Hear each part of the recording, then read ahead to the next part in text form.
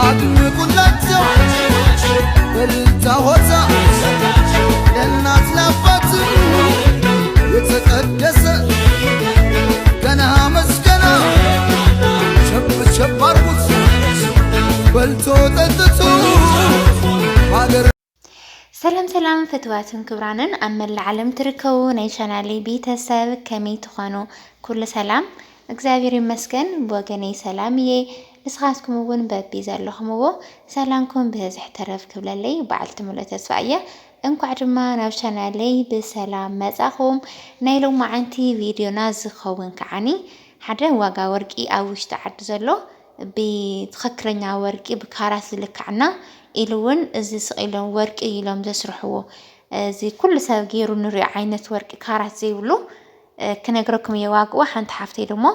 أنا كاب سدس عدك مزيلة ورق حيزك مزيلس عموي كعا ويكعا مدامي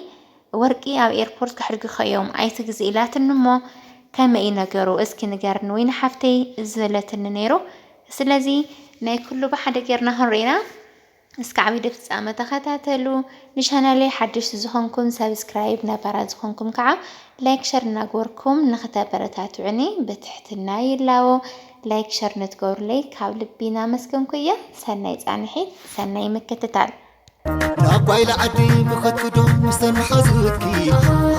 تبلا خديوكي حراي بلي نيتحنخي شاقي وللا على خبو بايلا زحو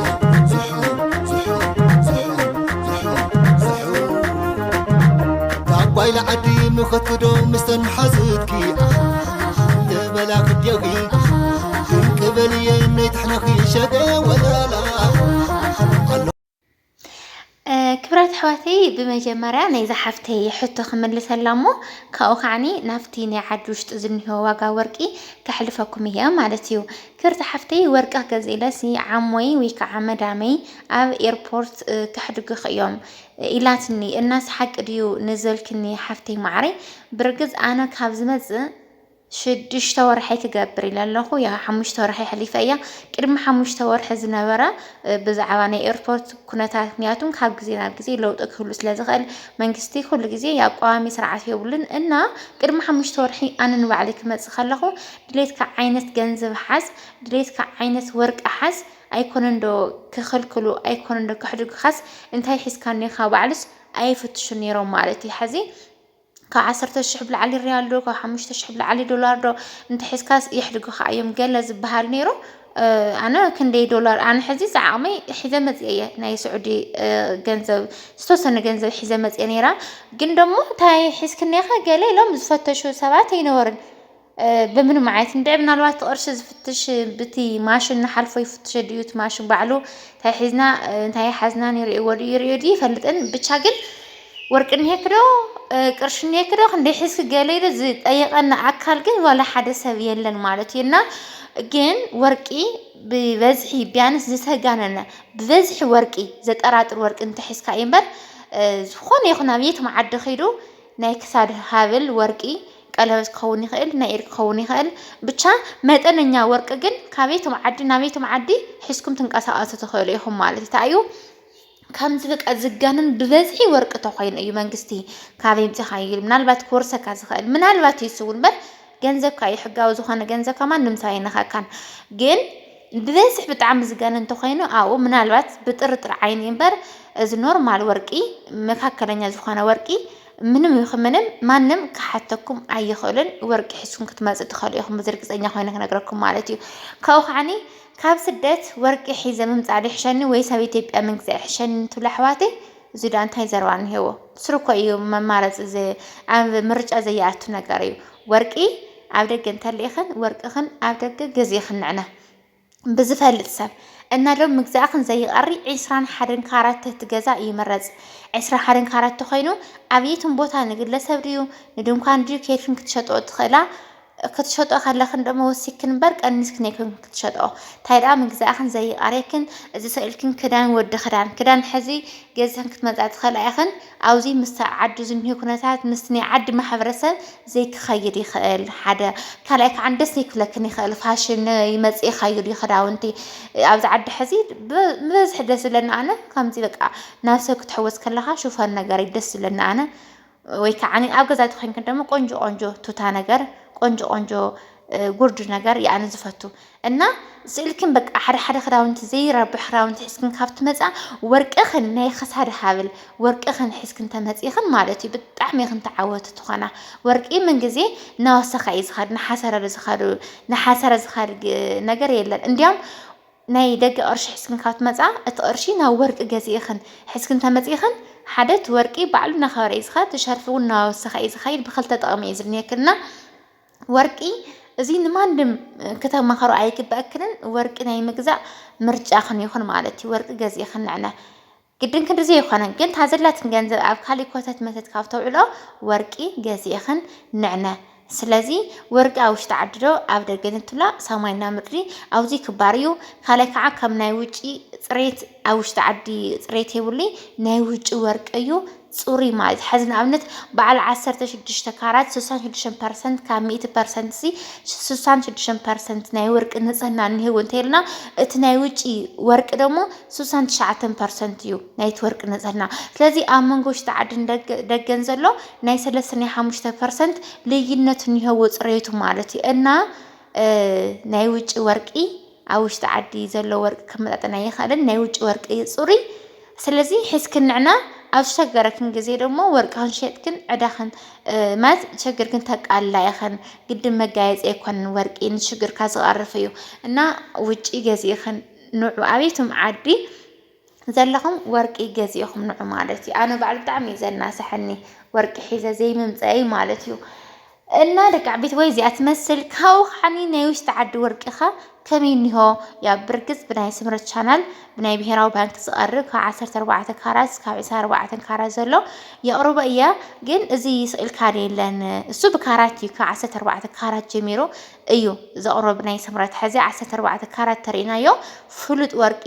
ቢያንስ ካብ 100% 46% ወርቂ ንጽህና ኣለዎ እቲ 56% ደሞ ካሊእ ዓይነት ማዕድናት ብረታ ብረት ዚንክ ድዩ ሓደ ነገር ሓዊሶም ዝሰርሑ ወይ ንሱ ቢያንስ ወርቅነቱ ቆንጆ እዩ ኣሎ ከዓ ካሊእ ናይ ውሽጢ ዓዲ ሕዚ ኣብ ገጠር መርዓ ድዩ ወላ ኣብ ከተማ መርዓ ድዩ ኣብ ግንባር እንዶ ኣብ እዝነ እንዶ ኣብ ክሳድ እንዶ በቃ ቀለበት የለ ብከምዚ ዓብይ በቃ ስእሊ መስቀል ዘለዎ ናብ ሕምብርተን ዝወርድ ወርቂ ገብራ እሞ ንሰብ ቅርሺ ካበ የምፅፎትንሰ እንታይ ደኣ ኣነስ ዘይመለለይ እንታይ ኮይነ ደኣ ኣነስ ከምዚ ዓይነት ወርቂ ዘይብለ ይብል ነይራ ኣነ ግን ትክክለኛ ወርቂ ክንድዚ ሚልዮን ሂቡ ካበይ ገዝአ ዝብል ነይረ ዓበይቲ ዋይ እና ሎማዓንቲ ከይደ ኣጋጣሚ ጠይቐስ ይገርመኩም እዩ ኣነ ቅድመ ሕዚ 6000 7000 ኣሎ ንካራትስ 6000 ሂብካ ዝግዛእ ኣሎ ንሱ ደሞ ክባር እየ ዝብሎ ነይረ እንዲያም ንሱ ማለት እዩ መዐቀን ኢኸ እንታይ እንሂ ማለት ክንደይ ዝኣክል ፐርሰንት ናይቲ ወርቂ ንጽህና እንሂቡ ክንደይ ካራት ይገር እንድሕረልኩም ጠይቁም ካራት የብሉን በቃ ካራት ዝባሃለስ የብሉን እንዲያም ናይ 6000 እንተኾይኑ ቢያንስ ደሕና ወርቂ ዶ ክበሃል ይኸውን ቢያንስ ኣብ ኣሰራርሑስ ኣፅሬ ብለን ክሰርሕዎ ይኽእሉ ንግራም 3-4 ሽሕ ዝስራሕውን እንሆ 2,000 እውን እንሆ ደቂ ዓበይቲ ወይ ማዕረይ እንታይ ደኣ ወርቁ ሲ ብምንታይ ወርቂ ዝበሃል እንድሕር ካራት ዘይብሉ ኢለዮም ሲ ኣይ በቃ ነቲ ወርቂ ምሲልካ ስለተሰርሐ እምበር ናይ ወርቂ መዐቀኒ ካራት የብሉን በቃ بحفشاوس ورق يكونن ناي ورق معكن كارات اندحر زيبلو ورق يكونن ማለት እዩ ታይ ራእዩሞ ወርቅ ተባሂሉ ዝሽየጥ ኩሎም ከለኹ ነቲ ወርቅ ምስልካ ስለተሸጠ ብቻ እዩ ኢሎም አረዲዮም ነው ማለት እዩ እናሲ ኣነ ክሓስብ ከለኹ ኣብዚ ደቂ ዓበይቲ ወይ ማዕረይ ካብ ስእልካ ንወርቂ ኣምሲልካ ተሰርሖ ዝኾነ ይኹን ዓይነት ብረት ቀለም ቃሊመን ካብ ሰርሕዎ እንታይ ሓሳብ መጽለይስ እዚ ትሪእዎ ኣለኹም ብሪ ማለት እዩ ናይ ዱባይ ብሪ እዩ ናይ ዱባይ ብሪ ሕዚ ብሃብል ተኾይኑ ብናይ ክሳድ ሃብል ተኾይኑ ትጽሪ ብሪ ንሓንቲ ግራም 1000 ቅርሺ እያ ናይ ውሽጢ ዓዲ ተኾይኑ ደግሞ 500 ኣሎ 400 ኣሎ 600 ቅርሺ ኣሎ ከም ፅሬቱ እዩ ፅሬቱ ብጣዕሚ እዩ ዝወስሮ እዚ ብዓብዪ ዝስራሕ ናይ ክሳድካ ናይ ግንባር ናይ ክሳድ ናይ እዝኒ ገለ ደሞ 500 ቅርሺ እዩ ሓንቲ ግራም ናይ ውጪ ሎም እዮም ዝሰርሕዎ ዝረዝሮ ዝፈልጥ እዩ ዝፈልጦ ሳቶም ዝብልዎ ዝነገረኩም ዘለኹ እናሲ እዚ ስእልካ ዘይረብሕ ወርቂ ካብ ትገዝእ እዚ ፅሩይ ብሪ ናይ ዱባይ ተሰርሑ እሞ ልክዕ ድሌትኩም ዓይነት ዲዛይን ተስርሕዎ እሞ ወርቂ ቀቢእኻ ቢያንስ ቅቢ ወርቂ ይበልፅ ባህሊት እየ ምክንያቱም ንካራት ንግራም 3-4 ሽሕ ኢልኩም ንወርቂ ይመስል እዩ ያልኩም ዘይረብሕ ቅርሺ ካብ ተጥፍዎ ብርኹም ናይ ወርቂ ዓይነት ዲዛይን ጌርኩም ሰሪሕኩም ቅቢ ወርቂ ይበልፅ ኣነ ከም ከማይ ማለት እዩና እቲ ኣነ ዝነገሩኒ ግን ቅርሺ መጥፎ እዩ እምበር ብቻ ኣይፈልጥን ዝረዝረ ግን ናይ ውሽጢ ዓዲ ስራሕ እዚ ኩሉ ሰበብ ክሳዶ ግዛዕ ዝገብሮ ንወርቂ ኣምሲልካ ዝስራሕ እምበር ናይ ወርቂ ካራት የብሉን መዐቀኒ የብሉን ክንደዚ ካራት ተባሂሉስ ክትሸጥዎ ትኮይንኩም ሓደ ሰብ ክንደይ ካራት ኢሉስ ካራት የብሉን ይኹም ትልዎ እና ዝረዝሮ ከምዚ መሰል ደቂ ዓበይቲ ወይ ንዓይ ብዘረድእኒ ማለት እዩ ያው ምርጫ ግን ናይ ባዕልትኹም እንታይ ትገዙ እንታይ ትገዙን ናይ ባዕልትኹም ግን ናይ 3000 ኣሎ ናይ 4000 ኣሎ ናይ 6000 ናይ 7000 ኣሎ ብልክዕ ደግሞ ፅሬቱ ይፈላለ እዩ ማለት እዩ ስለዚ ዋጋ ወርቂ ከምዚ ይመስል ያው ብካራት ዝሽየጥ ደግሞ ከ14 ካራት ጀሚሩ እዩ ንሱ ደግሞ ኩሉ ኮምፕሊት ጌርካ ንክትገዞ ሚልዮናት እዩ ዝሓተካ ቅርሺ ተሊካ ግን ንሱ ይበልፅ ካሊእ መዓልትም ክትሸጦ ስለትኽእል ማለት እዩ እና ዝሮ ናይ ሎማዓንቲ ቪድዮ እዚኣ ትመስል ደስ ኢልኩም ክኸውን ተማሂርኩም ለክትኮኑ ተስፋ ይገብር ላይክ ሸር ሰብስክራይብ ምግባር ደግሞ ኣይትረስዑ ብዛ ቪድዮ እዚኣ ዘመልከተ ዘይተረድአኩም ነገር ተልዩ ኣብ ኮሜንት ጻሓፉለይ ክምልሰልኩም ድማ ተስፋ ይገብር ከም እግዚአብሔር ፈቃድ ማለት እዩ እስካብ ቪድዮ ፍጻመ ንስተኸታተልኩምኒ ካብ ልቢ ተመስገንኩ እያ ላይክ ሼር ሰብስክራይብ ምግባር ድማ ኣይትረስዑ ብጣዕሚ ዝፈተኩምን ዘኽብረኩምን ደቂ ዓበይቲ ወይ ማዕረይ ሰሰናዩ ባይ ባይ ላጓይ ለዓዲ ምኸትዶ ምስተን ሓዝትኪ ተበላ ክድያኺ حراي بليه نيتحنخي شقي وللا على خبو بايلا زحو زحو زحو زحو زحو زحو تاقواي لعدي مخطدو مستن حزتكي تبلا خديوغي